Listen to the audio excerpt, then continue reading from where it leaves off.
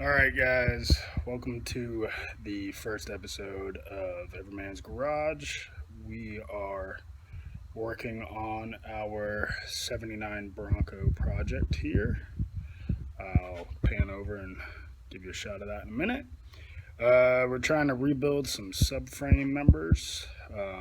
If you haven't done this before, it's a pain in the ass, but here's some tricks if you don't necessarily have a sheet bend or any other types of expensive tools. Alright, so here is the part that we have to make.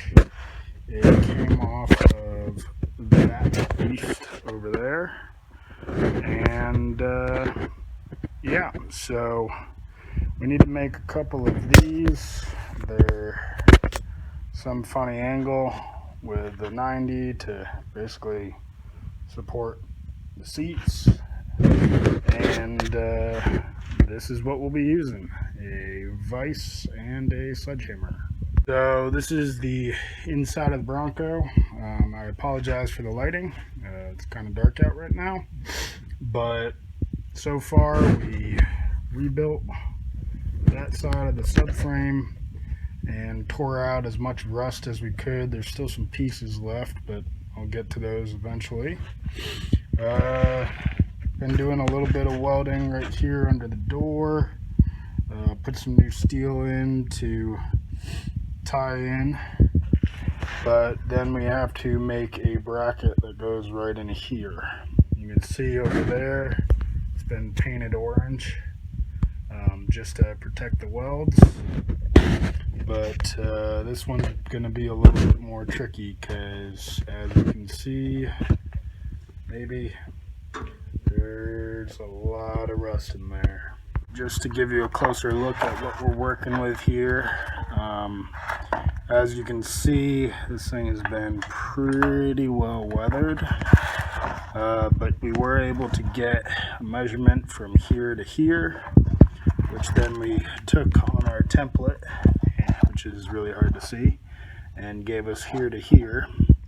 And since it rusts out all the way back here, we had to measure up to then get a point going down here to here, which we marked to then give us this angle right here for this line. And what that looks like in 3D is this slope going up. We're going to leave this on here so that we have something to weld our base plate to, and then we're going to work on bending up the other side before we get to welding. Alright, so we have our other piece marked out and it's now in the vise. You can see that I lined my line up with where the jaws clench, and if you didn't notice, it's not quite long enough. So what we're gonna have to do is bend it a little bit first, then move it over in the vise, and then bend it a little more, and then work our way back and forth until we get it started just enough to switch over to the hammer.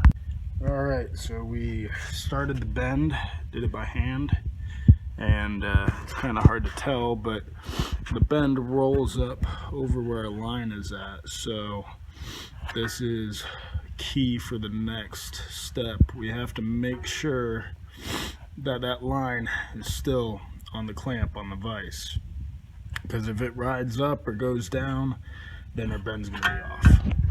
So we beat our piece with the sledgehammer, and I have to say it didn't come out too bad. Definitely missed the line a little bit, but hey, it's not a show truck. It's just got to get back on the road.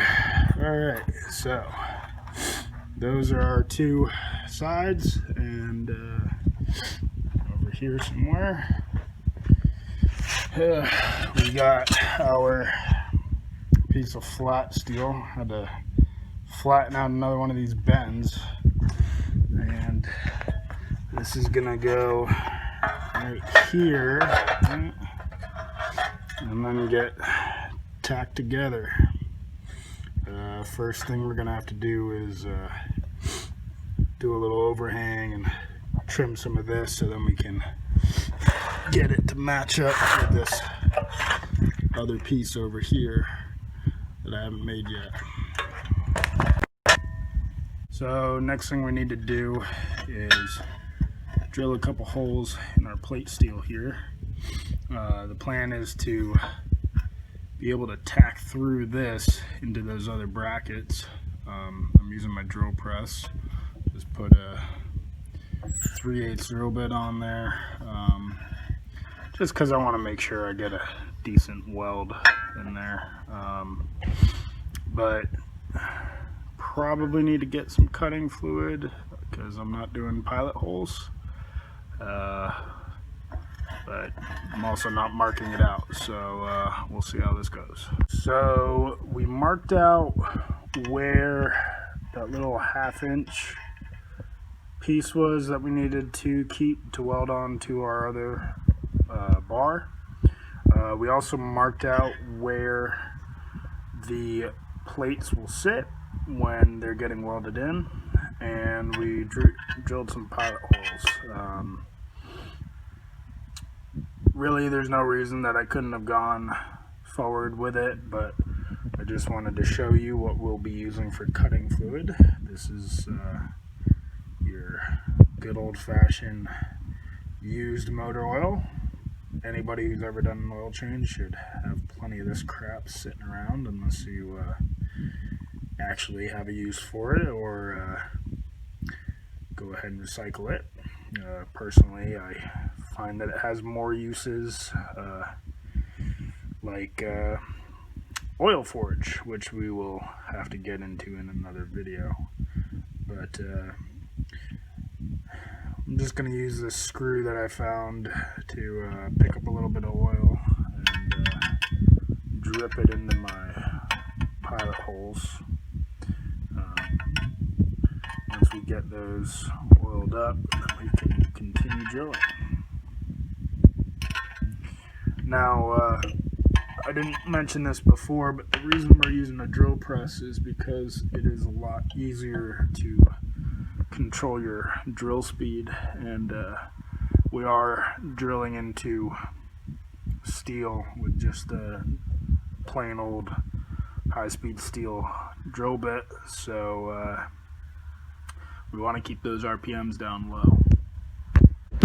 I also want to make a note that I have a wood block below my steel piece.